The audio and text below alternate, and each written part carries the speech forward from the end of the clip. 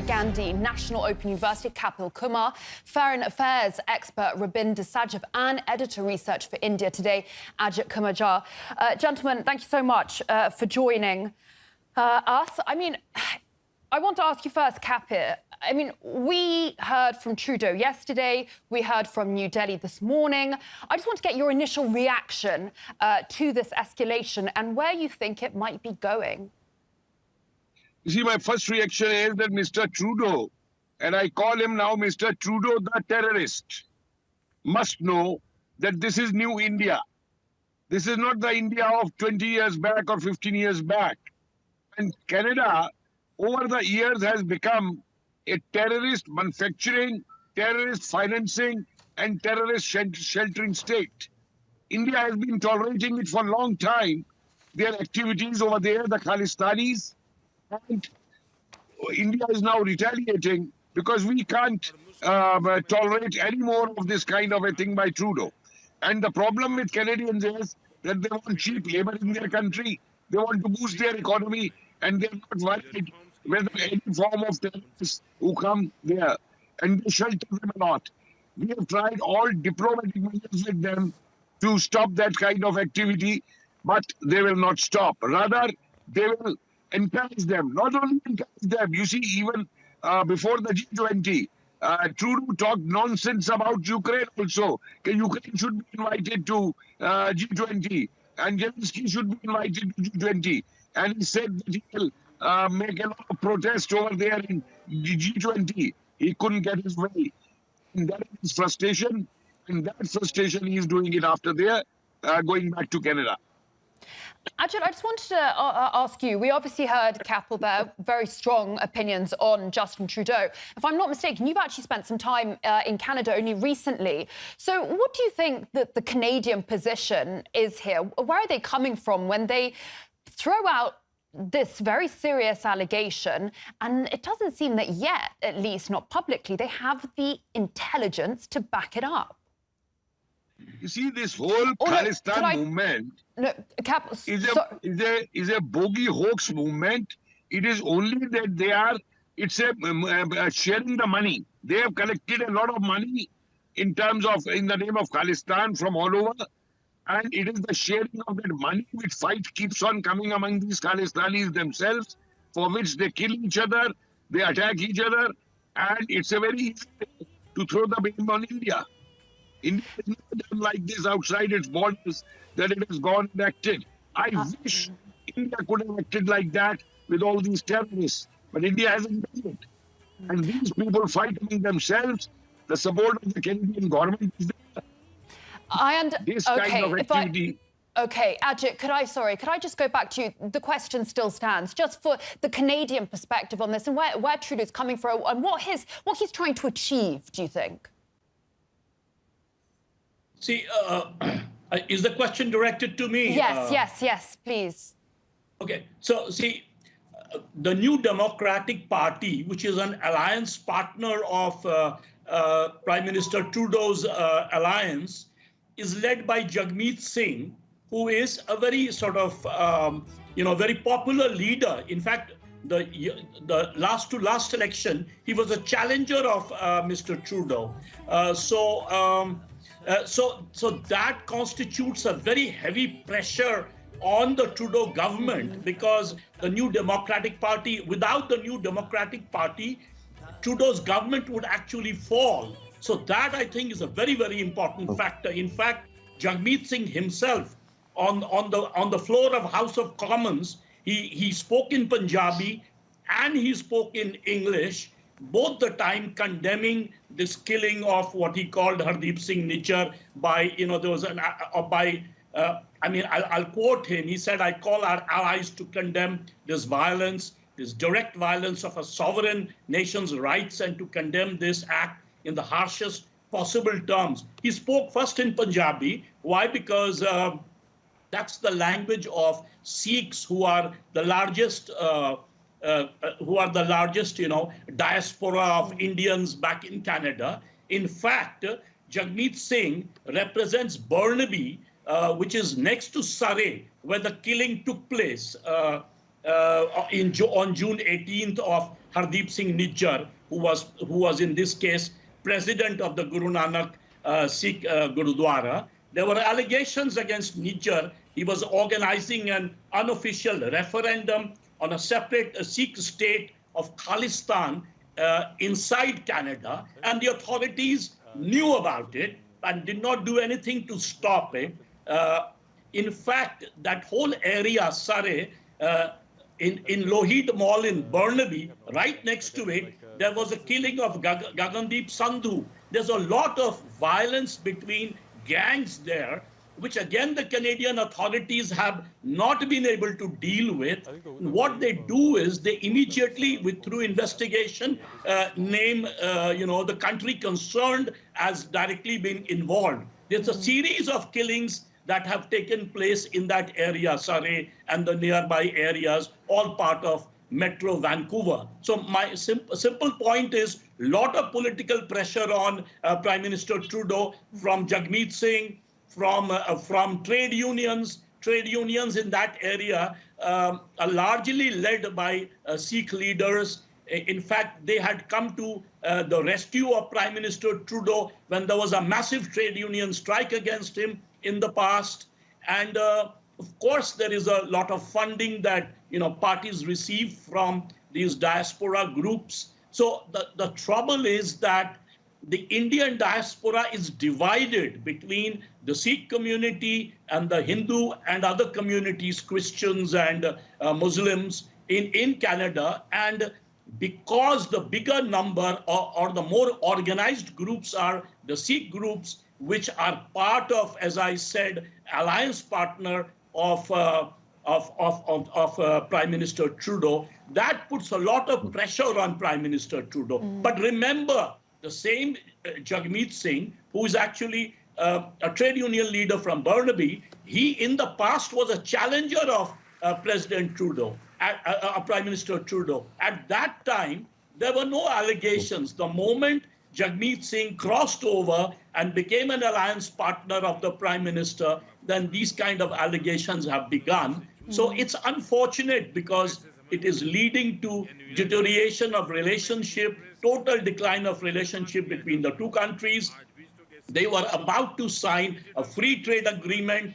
Teams had come from Canada and they were talking to India. Everyone was looking forward to that. That entire thing have been put on a back burner. Now both the countries have expelled diplomats. Canada began by expelling Indian diplomat Pawan Kumar Rai in Ottawa, and then India has, sort of gone back by expelling a Canadian diplomat. Now this is really pits, and I think both sides should come to an understanding. Canada in the past have done a similar thing with Chinese diplomats, and they have in fact there were a series of attacks. I was in Canada myself for a few months.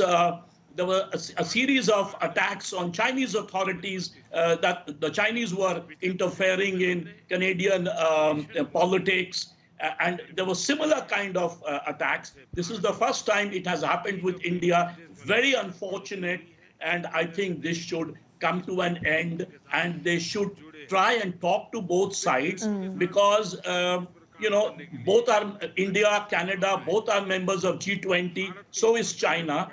And this almost seems like a kind of pressure on governments, dealing with problems like Khalistan inside India. I mean, we've had in the past a separate state problem in India, separate state led by, so-called Khalistanis, which were Sikh separatists. Many of them actually on the issue of human rights, Canada ends up giving them immigration. They go and settle down there. In fact, in this case, Hardeep Singh Nijjar, he was wanted in several cases. There were FIRs against him at different points of time.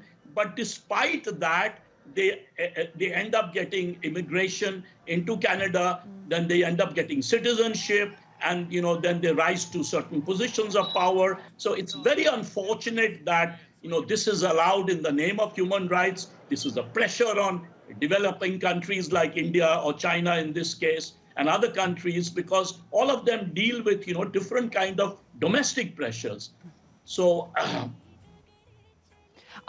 Robinder, can I ask you, thank you for your patience, do you find it surprising that Justin Trudeau made this very bold statement in front of a lot of people, in front of the international community, and he did not provide any intelligence? There might be some privately, we don't know, but we're expected to take this at face value. Thank you so much. A pleasure to be with you. One, I don't find it surprising, actually. You know, if you've been tracking what's happening between Canada and India, Canadian authorities or their Ministry of Foreign Affairs has for some months been talking that India, or they've been alleging that India is interfering in its internal affairs, meddling in its internal affairs, and it named India along with China. So this had been mentioned by the Foreign Ministry of Canada over the past few months a few times. Now, I think, but what is surprising, if not surprising, but maybe understandable, is the timing. Now, regards the timing, I think our earlier speakers have mentioned enough. But overall, in the G20 summit here in Delhi, Trudeau did not get the amount of time with the right protocol, etc., with Prime Minister Modi for multiple areas of discussions, including the free trade. Now, what happened at the G20 meetings is that, or after, we were told that India has told Trudeau that we will not proceed on the free trade agreement unless and until this matter with respect to the Khalistani extremism in Canada is addressed. So India effectively told that the trade deal is on pause. Trudeau, in that meeting, also mentioned to Prime Minister Modi, that's the readout from the Canadian affairs, that Trudeau raised the issue of interference in Canada's internal affairs with Prime Minister Modi, right? So Trudeau did mention it to Prime Minister, apparently. So what I think happened, what triggered the timing is that G20 over back home now. So this is a step in retaliation, you could say, on that count of India's, publicly saying that we are pausing the trade deal unless the matter of Khalistan is sorted out. So with respect to timing, I think that's the trigger. But with respect to as to if this was surprising, to me, honestly, it was not surprising. But what is surprising to me, because this thing was brewing for some time, right? Between the two nations, we are pressing them on the issue of Khalistan. They're pushing back, saying that, freedom of expression, but, that goes into hate crimes. That's a different matter. But then they're also, lobbying back to India that, you're interfering in our internal affairs. But what I do find a little more surprising is actually when Trudeau says that, or said, I think yesterday, Trudeau or the foreign minister, that we have, or I have talked also to President Biden and Prime Minister Rishi Sunak about this matter. Now, that is something, going even more beyond the bilaterals, right? So whatever is between India and Canada, fine, we have tit for tat in diplomacy and all. You expel ours, we expel yours, that's the superficial part. But deep down, there are differences and concerns, huge, which India has with respect to, the extremist ideologies and such being, just being there in Canada, blossoming in Canada in a way. The other thing I would say is that by all looks and patterns, it seems that, the spiral is downwards. And this spiral maybe will continue downwards, or the only change could come, I think, when Prime Minister Trudeau leaves office, if he leaves. His election is due in, I think, October of 2025. So given given the baggage that Trudeau has built up with India, the negative baggage, I think Indo-Canadian relations over the next 2 years could remain on ice and icy. The other thing which I'll come back again, which I do find surprising, and again, not in good taste for India, I think, is that when, a country, Canada, goes and talks to Biden and Rishi Sunak, and apparently he talked to them while here at the G20. So if they had the meetings, or maybe he's made a phone call to each one of them about this matter. So that's a pretty disconcerting issue. It's like you're taking your beef with respect to India across the world. That's not done, I would think, but maybe it is. Well, thank you very much. I just wanted to ask very quickly, all of you, a final question. Kapil, just to wrap up quickly, if you could, where do you think this is going to go now? Is Canada going to backtrack? Is India going to escalate? What's your prediction? You see, I personally feel that it should escalate. Because we are not a colony of Canada. we are not responsible if they want to make their country a terrorist country. I believe one of your experts was mentioning that Trudeau is under tremendous pressure. You don't sell your nation to terrorists for pressure. Who are these Khalistanis? They're simply terrorists. And if they're selling their nation, and you see, this is not a new thing. In 2018, I was in the selection committee for fellowships in India for the Indo-Canadian Institute. And the kind of teams they were sending to India for research among the tribals, where they said the professor wants to study the tribals in a country where they are not protected by constitution. And the Indian constitution is the biggest constitution in the world, which protects its tribal communities. I had to stop that at that time. And these fellows said, okay, we will ask the other professor to change his topic. I said, I will not let this professor enter India. This is what they have been doing, the Canadians. And they are going to be foolish. We are not dependent on Canada for anything. If the Canada thinks that we are dependent on their economy, on their armament or any damn thing, they are in a fool's paradise. They are much more stronger. And if they want to ruin Canada, let them ruin Canada. You see, they are doing the same with Russia. What wrong Russia had done to Canada? Okay. So and Ajit, could I... Let them do. Okay. Ajit, also just a final thought from you. You know, I was reading India, obviously, one of the greatest overseas Indian communities is actually in Canada. Around 1.5 million people with Indian heritage lives there. I mean, it's a bit disappointing, isn't it, maybe, that Trudeau didn't take a more delicate diplomatic path, given that his own citizens obviously are caught kind of between these two cultures. Ajit, what do you think? Yes, absolutely. I think you're right. You see, it's very unfortunate that given the kind of political pressure on the minority government of Prime Minister Trudeau, and, you know, it's a really fragile coalition, as I pointed to you, he's one of the largest partners of his New Democratic Party leader, Jagmeet Singh. He was the biggest challenger of Prime Minister Trudeau in the election, in the previous election. So when in the last election, the NDP did not perform very well, then the NDP led by Jagmeet Singh shifted and became an alliance partner of Trudeau's party. So this pressure is there on Prime Minister Trudeau. And the problem is, as you rightly pointed out, the Indian community is much larger than just a section of the community who are Sikhs. And among the Sikhs, in fact, a very small community, I would say, you know, support the idea of the separate state of Khalistan.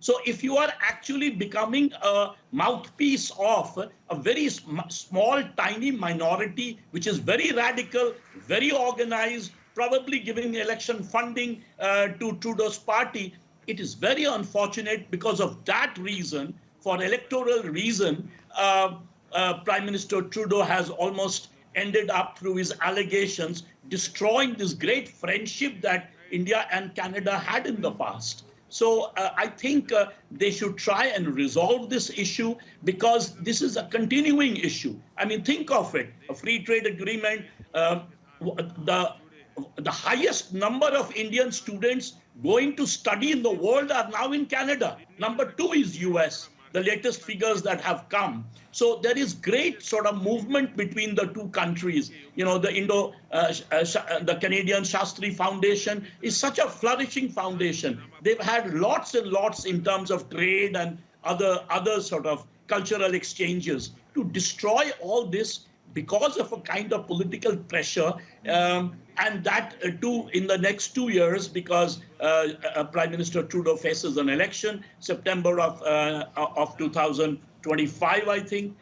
So the next 2 years is going to be very challenging. And I think what he needs to do, what Prime Minister Trudeau needs to do is, before making such allegations in a forum like G20, and in fact, all of them are going to meet in the UN meeting, which is coming up recently, right before the UN General Assembly meeting, to make such allegations, talking to different leaders like President Biden, like Prime Minister Rishi Sunak of England. That shows that you are actually making a very small issue into a very sort of multilateral big issue, which is, you know, very, very shocking, I would say. In fact, the best policy one would expect from Prime Minister Trudeau is to tone it down, and talk to Prime Minister Modi further and try and sort of resolve this. But it's very unfortunate this is happening, and it doesn't bode well either for international diplomacy nor for Prime Minister Trudeau's election when he faces it. And also, I wanted to ask you, Robinder, one final thing. You mentioned, or rather, I was looking at the coverage around the G20. Now, Justin Trudeau set out to New Delhi and he said, I want to make Ukraine a top matter. I want it to be addressed. And obviously at the G20, they did not want to make that a priority. Do you think, looking at in the bigger sort of geopolitical context here, that perhaps an undercurrent of this recent and developing spat between Canada and India is India's neutral, independent policy that it's pursuing? A great question and a deep question. Yeah, I do think so, as you say. And as you also said, undercurrents. There have been several undercurrents between India and Canada, especially because of this issue of Khalistan. There have been numerous incidents over the last few years. I mean, about 6 months or a year ago, a parade of India's prime minister shown as being assassinated, led in a public, gathering, etc. So and also, of course, this statement by Trudeau, a public statement. See, we do know that even America was pressing India to invite Zelensky to the G20. We do know that. But America and, of course, India pushed back. But America did not say publicly, that I am going to ask India to do this. Excuse me. Trudeau, by saying that publicly, I mean, privately, in diplomacy, a lot of things are said and all and understood between the leaders or the interlocutors. But Justin Trudeau, by saying it publicly, was trying to, in a way, again, spite India, I think, that he would raise the Ukraine issue, or earlier also that inviting Zelensky. So I think that also added a little bit of unhappiness within the Indian establishment of where Canada is or Trudeau is leading Canada. Now, quickly, if I may mention regarding diaspora, I'm a co-founder of the Indian diaspora community in the US. We are supposedly the largest lobby in America. We are seeing this Khalistan issue in the United States also. Right. And of course, Indian government has been taking it up with the US. We had our consulate in San Francisco, being, miscreants and arson attempted actually there. Right. So the US is taking steps and India appreciates that. Whereas in the case of Canada, somehow there is a reality or a perception that Canada is not taking India's complaints seriously. I do understand the point which our colleagues and we all understand that Trudeau is under electoral compulsions and he's playing to the political sense. We do understand that, but Trudeau could have perhaps done a much better job of addressing India's concerns, because what India is pointing out is not only that these extremist elements are looking to damage or hurt India. These elements within Canada are indulging in gang wars. I think one of our colleagues also said earlier, drug trade, etc. Right. And they are a danger to the Canadian society itself also. India has made the same argument and same logic to the United Kingdom also. And the UK intelligence on their own, they came up with that, that the Khalistan elements in the UK are a danger to the British society itself. Forget India, right? So Trudeau, for some reason, has not been able to bridge that gap and take any effective steps or show India that he's serious. I mean, essentially, we do also, I think, understand that a country may try its best, still not be able to do anything, right? But you have to be seen to be trying. Trudeau has not seemed to be able to be trying or have empathy about the concerns that India has. Well, it was wonderful to have you three joining us. Thank you so much. That was Kapil Kumar, Ajit Kumarjar and Robinder Sachdev. Great to have your insight on this issue. Have a great day. Thank you.